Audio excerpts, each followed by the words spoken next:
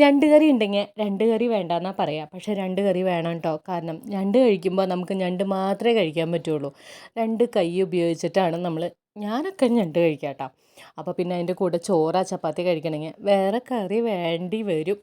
അപ്പം നമ്മളിന്ന് തയ്യാറാക്കാൻ പോകുന്നത് ഞണ്ട് കറിയാണ്. ഞണ്ട് ക്ലീൻ ചെയ്ത് വെച്ചിട്ടുണ്ട്. അതിലേക്ക് ഒരു സവോള, രണ്ട് പച്ചമുളക്, ഒരു ചെറിയ കഷ്ണം ഇഞ്ചി, കുറച്ച് കറിവേപ്പില, കുറച്ച് വെള്ളം, രണ്ട് കഷ്ണം കൊടംപുളി, പിന്നെ നമ്മുടെ മുളക് പൊടി ഒരു സ്പൂൺ, മല്ലിപ്പൊടി ഒരു സ്പൂൺ, മഞ്ഞൾപ്പൊടി 1/4 ടീസ്പൂൺ, ഉപ്പ് ചേർത്ത് നന്നായിട്ടൊന്ന് വേവിച്ചെടുക്കാം കേട്ടോ.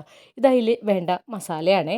നമ്മൾ എടുത്തിരിക്കുന്നത് തേങ്ങ എടുത്തിട്ടുണ്ട്, ഇഞ്ചി, വെളുത്തുള്ളി, കുഞ്ഞുള്ളി, സവോള, പച്ചമുളക്, കറിവേപ്പില, കുറച്ച് കുരുമുളക് ഇട്ടിട്ട് നന്നായി വറുക്കാം കേട്ടോ.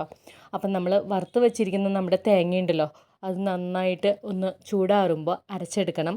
കൂടെ കുറച്ച് പെരിഞ്ജീരകം കൂടി എടുക്കണം കേട്ടോ. കുറച്ച് കുരുമുളക് നമ്മൾ നേരത്തെ വറുക്കുമ്പോൾ ചേർത്തിട്ടുണ്ടായിരുന്നു.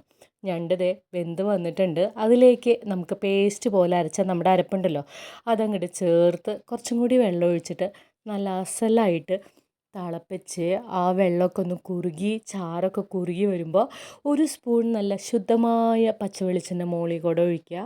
ഉപ്പ് ഒക്കെ നന്നായി നോക്കാം കേട്ടോ. കാരണം ഉപ്പ് അപ്പോൾ കുറവുണ്ടെങ്കിൽ കുറച്ചും കൂടി ഒന്ന് ചേർക്കണം.